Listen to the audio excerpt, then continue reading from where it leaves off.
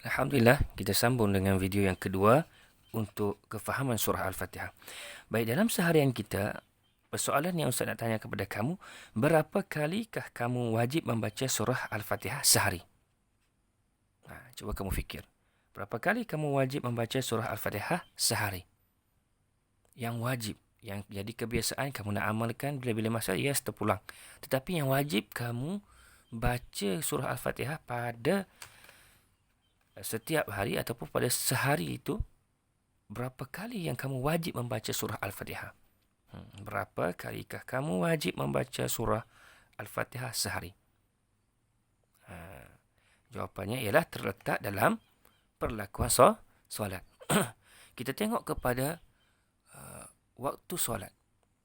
Waktu solat kita ada berapa semua sekali? Ada 5. Dan setiap rakaat itu kita wajib membaca surah Al-Fatihah. Subuh 2 rakaat, maka 2 kali kamu wajib membaca surah Al-Fatihah. Zuhur 4 kali. Jadi kamu kena baca 4 kali surah Al-Fatihah. 4 rakaat maka 4 kali. Asar 4 rakaat, 4 kali kamu kena baca. Maghrib 3 rakaat, 3 kali kamu kena baca. Isyak 4 kali ataupun 4 rakaat, 4 kali kamu kena baca. Jadi apabila 2 tambah dengan 4, tambah 4, tambah 3 dan tambah 4, maka jumlah bacaan yang wajib kamu baca dalam sehari surah Al-Fatihah ini ialah 17. Jadi rugi kalau kamu tidak memahami surah yang kamu baca. Jadi sama-sama kita akan fahami surah Al-Fatihah ini. Okey, baik. Untuk mengingatkan kamu juga, dalam surah Al-Fatihah ini, Bismillahirrahmanirrahim ini termasuk dalam ayat surah Fatihah ini. Maksudnya ayat pertama bagi surah Al-Fatihah ialah Bismillah. Bagi surah-surah lain, contohnya Al-Kafirun. Qul ya ayyuhal kafirun. Kamu baca Bismillahirrahmanirrahim. Qul ya ayyuhal kafirun. Jadi Qul ya ayyuhal kafirun ayat yang pertama. Bismillah yang kamu baca untuk surah Al-Kafirun tadi tidak dikira ayatnya. Tapi dalam surah Al-Fatihah, Bismillahirrahmanirrahim termasuk dalam surah Al-Fatihah. Jadi surah Al-Fatihah ini mempunyai 7 ayat. 1, 2, 3, 4, 5, 6, 7. Baik, kita akan baca dan lihat maksudnya. Yang pertama, Bismillahirrahmanirrahim. Apa maksudnya? Dengan nama Allah yang Maha Pemurah lagi Maha Penyayang.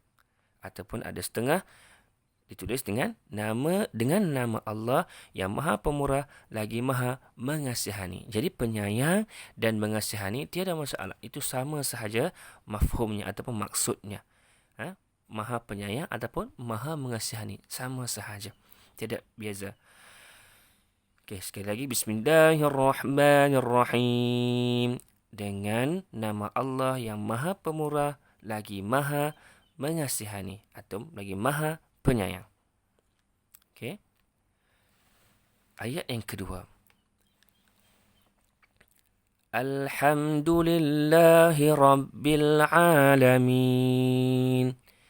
Alhamdulillahi Rabbil Alamin. Segala puji hanya bagi Allah, Tuhan sekalian alam. Segala puji hanya bagi Allah, Tuhan sekalian alam. Maksudnya, Tuhan ini untuk sekalian alam, untuk semua. Matahari, awan, pokok, binatang, manusia. Jadi, Allah ini Tuhan kepada semua tersebut. Sebab itu dikatakan Tuhan sekalian alam. Alam apa sekalipun. Sama ada alam kubur, alam akhirat dan sebagainya. Itulah Tuhan yang sama, iaitu Allah. Baik. Seterusnya. Ar-Rahmanir-Rahim. Ar-Rahmanir-Rahim. Yang Maha Pemurah lagi Maha Penyayang. Yang Maha Pemurah lagi Maha Penyayang. Yang Maha Pemurah ini Maksudnya Allah ni maha pemurah. Allah beri kepada semua rezeki sebagai contoh. Orang kafir ke, orang yang melakukan dosa ke, orang yang baik, Allah beri pemurah. Lagi maha penyayang. Maha penyayang ini, kasih sayang Allah ini, Allah berikan lebih kepada orang-orang Muslim. Itu bezanya pemurah dengan penyayang. Okay? Allah bagi maha pemurah ini, rezeki ini Allah bagi pada semua. Tapi maha penyayang ini hanya kepada Muslim. Kalau Allah beri kepada orang Muslim ini, rezeki Allah beri dengan kasih sayang. Berbanding dengan orang bukan Islam, yang kafir, yang ingkar kepada perintah Allah, Allah beri juga rezeki. Tetapi bukannya atas kasih sayang, atas sikap Allah ataupun sifat Allah pemurah.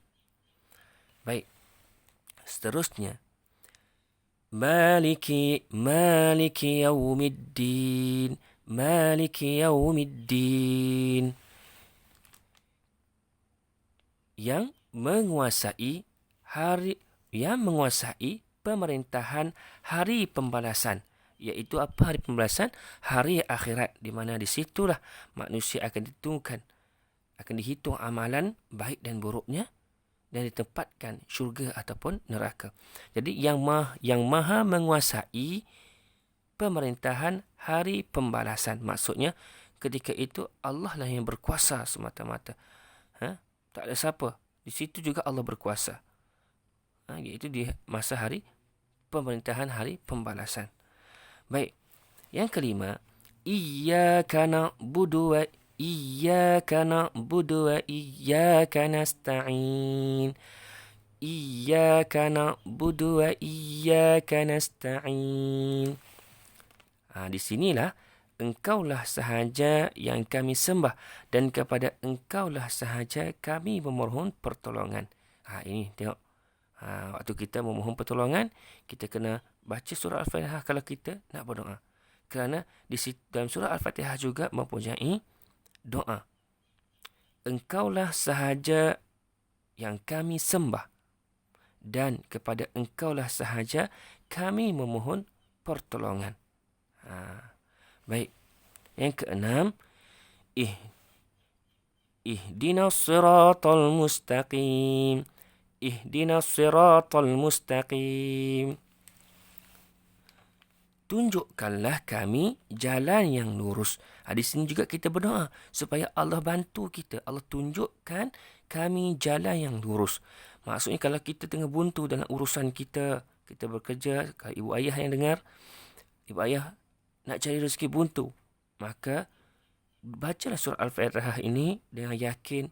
Kerana surah Al-Fatihah menyatakanlah ayat yang ke-6, tunjukkanlah kami jalan yang lurus. Itu untuk ayat yang ke-6.